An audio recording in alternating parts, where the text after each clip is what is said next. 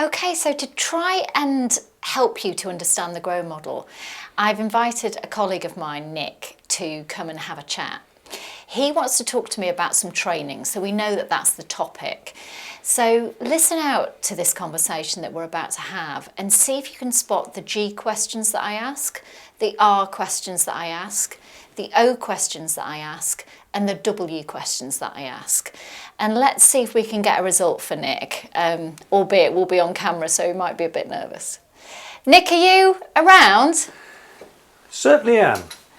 Come on in. So, apologies for the camera, and thank you so much for agreeing to have a conversation together. So, I know that you wanted to talk to me about training, so you tell me what's on your mind. Well, yes, I really feel benefit of having a training course, certainly on team working skills and coaching particularly. Okay. I have some team members where I think I can really help them, and I need some better bonding in the team, I think, as well. But I don't have a budget for it. So just to be clear, we don't have the budget for it. So the conversation today is probably not going to go as you wanted it to go. But I really would like us to have a conversation about how else we could approach the situation. So if we just think for a moment that what would good look like within that conversation? So if we had 5 minutes together now, what would good look like as a result of the conversation if actually going on a training course wasn't one of the options?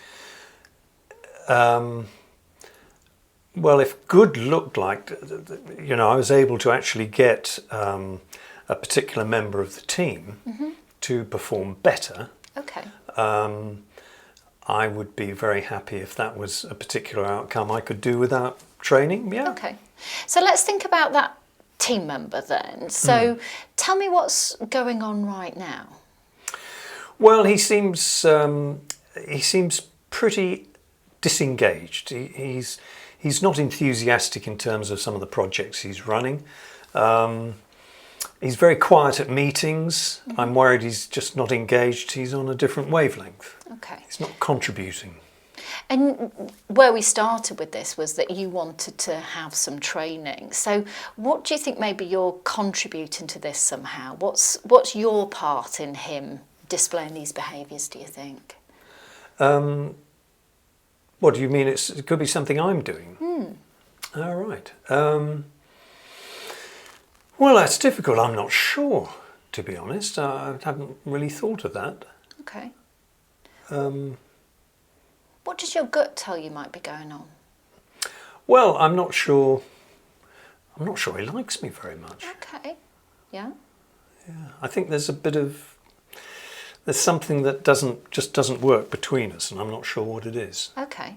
So there's something not working between you, and that might be leading to the behaviour that you're seeing. Yeah, could be. Okay. Could be. What else could it be?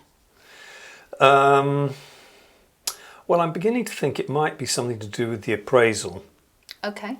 That we discussed together. I don't think he was very happy with that. Okay. And you think that that's affecting the relationship? Yeah. Okay. So it's great you've been so honest, because actually I think that's given us a really good grip of the reality of the situation. So what are your options, do you think? Well, I suppose I need to talk to him about it. I need to find out exactly why he feels as he does. And then if he can, I guess, tell me what it is, maybe I can put some effort into understand. I'm not sure, to be honest. Okay. So if we take talking to him as one of the options, how do you think you could give that option its very best chance of success? I'm wondering about location or things that you wouldn't do in that conversation. Well, I kind of like to take him for a drink. Okay. The local pub. Come on, we had that meeting, had that project. You don't seem quite engaged about it. I kind of think that, what can I do to help? We're all in this team together, so let's see if we can do that. So maybe a pint down the pub would work well. So pint down the pub. So do you feel as though if you went away from our conversation today, that would be something that you definitely did? Or is there a sort of bit of, oh, you might make excuses and think, No. oh, I've not got time, or... No, I think actually, having chatted it through, I think I will. I think I will Okay. go ahead and buy Okay. him a pint. So what support can I give you, either before, during or afterwards, to make sure it happens and to give you the best chance of success with that conversation? Well, come down and buy us both a pint. Okay. Well, maybe if you let me know where you're going to be, I'll come along afterwards and, buy you both a drink if it looks as though you're getting on well. Brilliant. Yeah? Okay. And maybe if we catch up the day after and we can talk about how it's gone. Sure. Yeah. Sure. Yeah. And then maybe if it might be that actually in exploring this with him, it grows your confidence in dealing with these situations with other people. Yeah. And if not, it's not a no to the training. It's just we haven't got a budget right now. But I think we might learn something really interesting from this exercise, might we? So let's start with that. Is that okay? Brilliant. Great. Excellent. All right. Thanks Thank you so very much. Nick.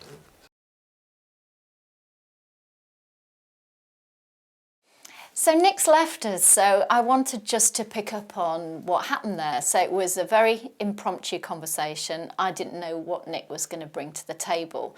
So I just wanted to draw your attention to some of the things that I did during that conversation. The first thing was that I did try and stick to the GROW model. I do it almost subconsciously now, but that methodology of thinking about the goal, thinking about the reality, thinking about the options, and then asking Nick what he will actually do, I find really works to solve problems. The other thing that I noticed myself doing there was asking some quite provocative and quite challenging questions. And that is important in coaching. You could sense that Nick was uncomfortable with some of the questions, but hopefully when Nick got to was a very authentic place, a very real place, but you don't get to those places if you don't ask uncomfortable questions. The other thing that I think you may have seen me doing is leaving some pauses and some silences for Nick to fill. It's quite hard for me because I like to talk, but actually it's really good to leave some silences if you can. It gives people time to process things. It gives people time to readjust if you've asked them a difficult question so that they can really answer it. But I'm hoping that you saw Nick go away there with a different solution than the one maybe he thought he might come out with.